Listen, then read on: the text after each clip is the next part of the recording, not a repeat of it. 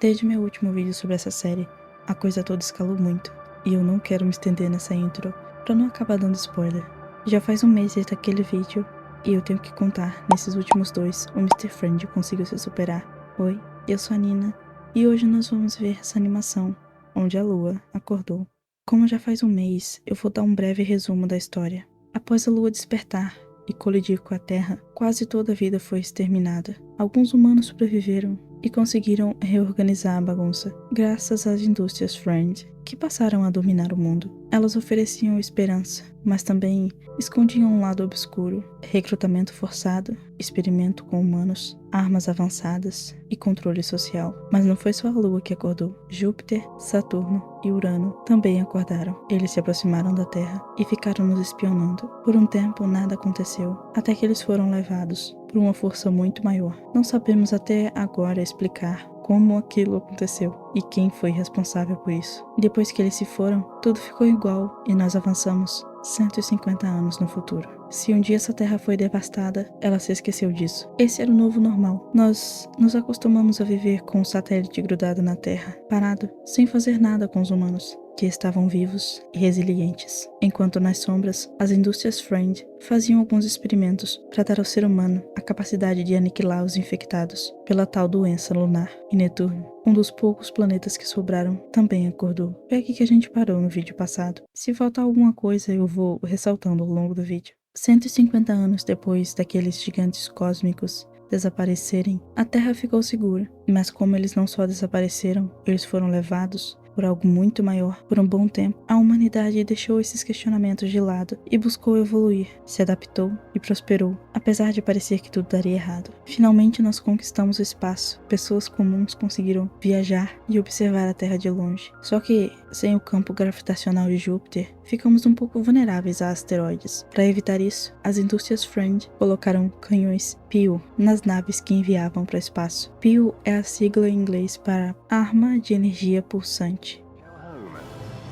Lembra um pouco aquela arma que aquele super híbrido usou no vídeo passado, só que ela não foi bem pensada. A maioria das vezes que era usada acabava desse jeito. See? Nothing to worry about.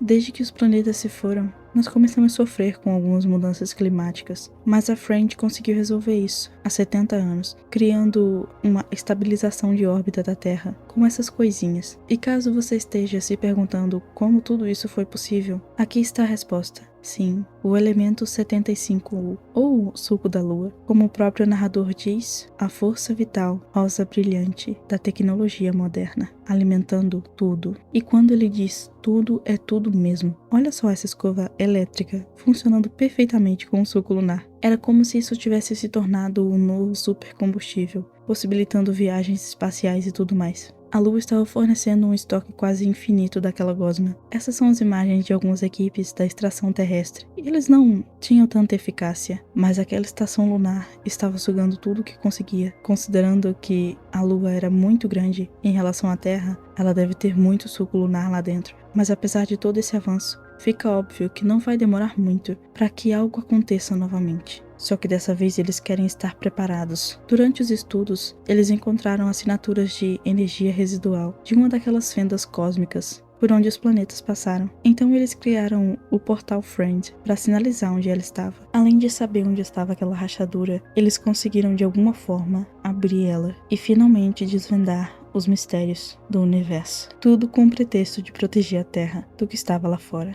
A cena corta e nesse momento nós estamos entrando em uma das espaçonaves junto com uma das 3 equipes que vão entrar nesse portal pela primeira vez. Nosso colega diz que ele está nervoso com essa missão, afinal eles ainda não sabem o que tem do outro lado e, na opinião dele, a Friend deveria ter enviado alguma sonda primeiro, mas parece que tudo é sobre marketing, afinal a mídia estava chamando ele de os exploradores pioneiros. Na opinião do nosso amigo, eles não passam de cobaias. E ele diz uma coisa que eu fiquei me perguntando também. Ele não sabe dizer o que é menos pior, sair e desvendar o que tem dentro daquele buraco de minhoca, ou ficar na terra enquanto a lua está agindo como um tumor gigante, bombeando aquele suco infinito para dentro da terra. Em algum momento isso vai dar errado, e parando para pensar faz sentido.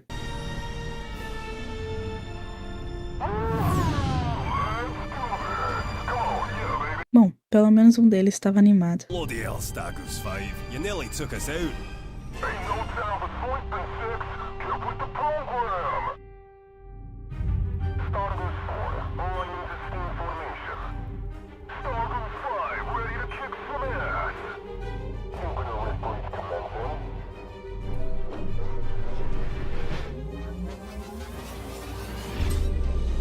A missão estava estimada para durar 25 minutos, e eu me pergunto como eles acharam que iam ter contato com os astronautas tão rápido.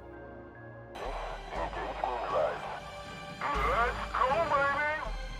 Commencing jump in 3, 2, 1.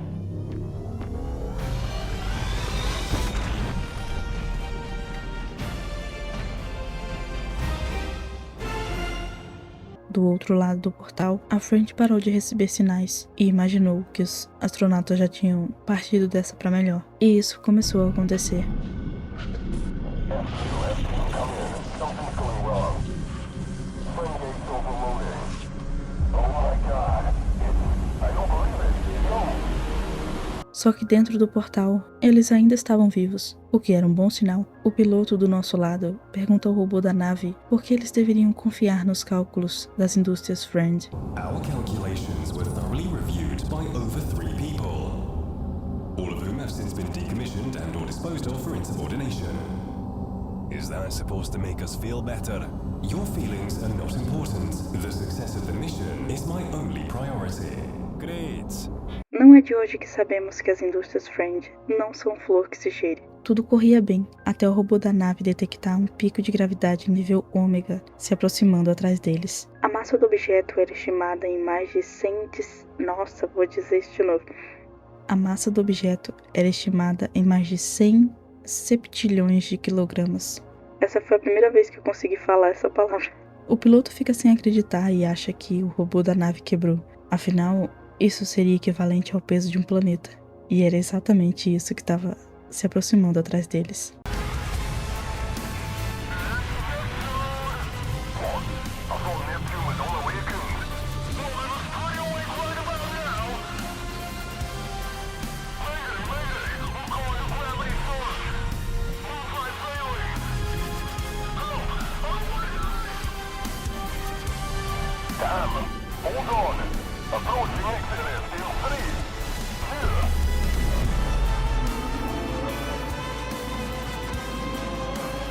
Assim que eles passam pelo portal, é isso que eles encontram. Seja lá o que for aquela criatura, é ela que é responsável por criar essas luas artificiais.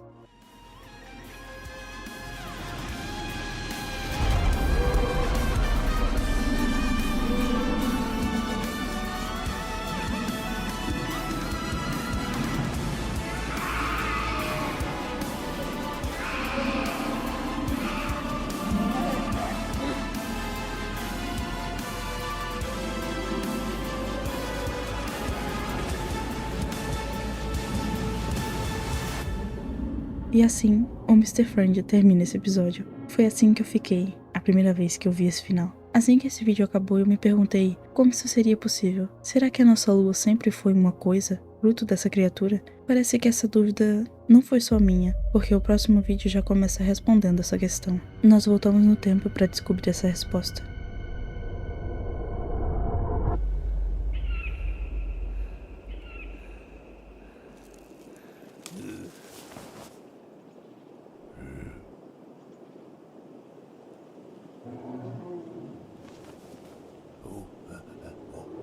Agora na pele de um caçador de mamutes.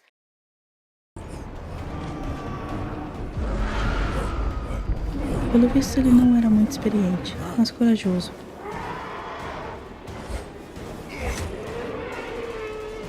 Afinal nós conseguimos derrotar o mamute. Eu fiquei com pena do pequenininho, tão jovem e já ia virar comida. Mas algo estava errado. Esse foi o exato momento que a nossa lua foi substituída. E olha,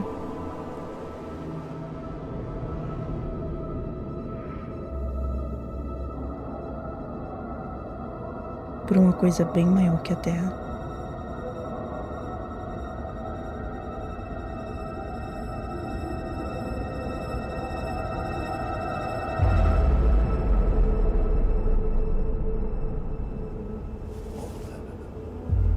Quase de imediato, nós sentimos os efeitos de tudo isso.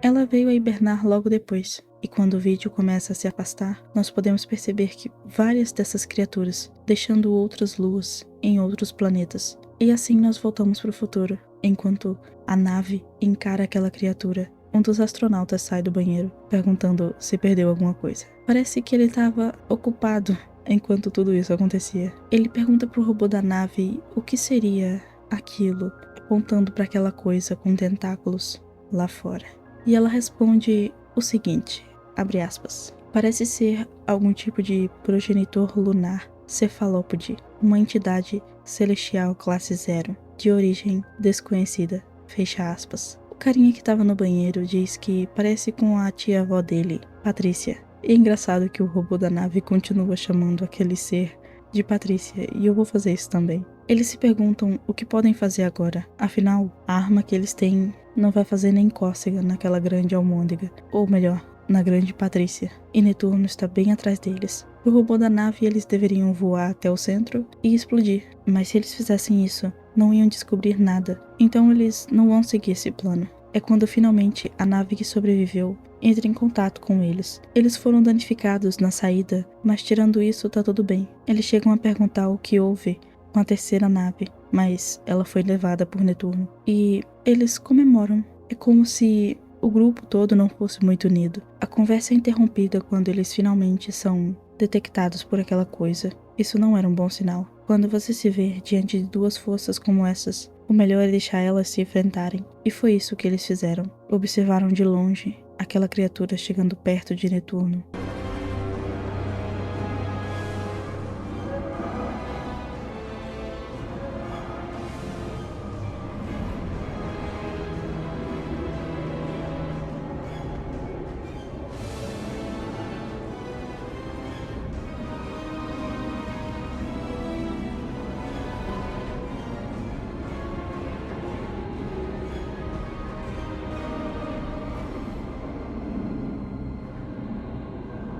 Seja lá o que for que estiver acontecendo, não é um bom sinal.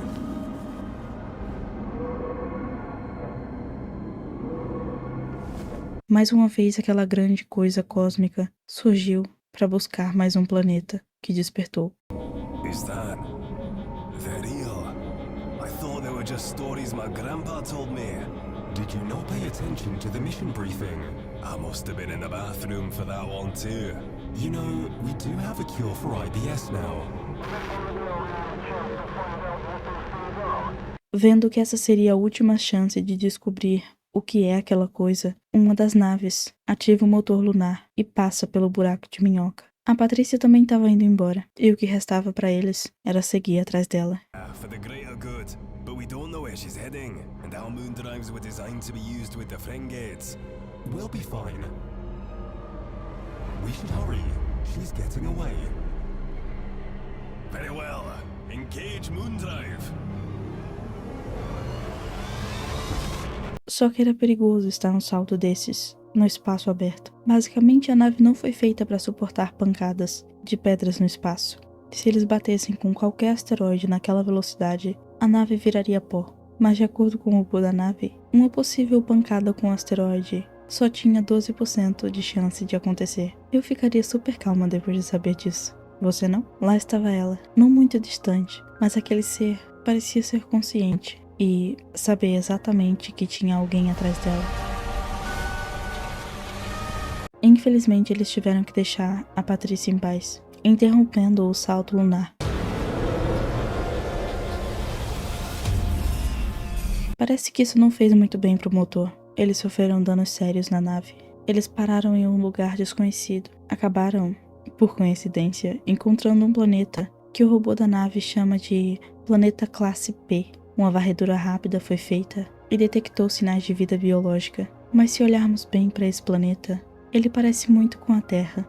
Dessa vez não com uma, mas com 2 luas. Será que o que está lá são alienígenas que já habitavam aquele mundo? Ou são como aquele monstro lunar que estava ajudando os infectados? E assim termina esse episódio. É incrível como essa série saiu de 8 para 80 tão rápido. Desde o primeiro vídeo que eu fiz sobre essa série, eu achei que a Lua estava viva, mas eu não esperava que ela fosse consciente e estivesse dormindo por tanto tempo. Não acho que a humanidade vai conseguir se livrar disso. Sobre os outros planetas, eu acho que aconteceu a mesma coisa que a Terra. Essas criaturas saíram espalhando luas infectadas, ou melhor, vivas, e elas deram início, acordando os planetas. Isso pode ter acontecido porque todos os planetas que foram infectados eram gasosos, ou seja, mais fácil para a pedra chegar ao núcleo, diferente da Terra. Talvez a Lua realmente esteja infectando a Terra, passando aquela gosma lunar até chegar ao núcleo, aos poucos. Eu não sei o que esperar nos próximos episódios. Talvez isso seja algum tipo de reprodução dessa criatura. Como a Lua já tá viva há muito tempo, eu acho que não foi a primeira vez que ela mostrou que estava viva.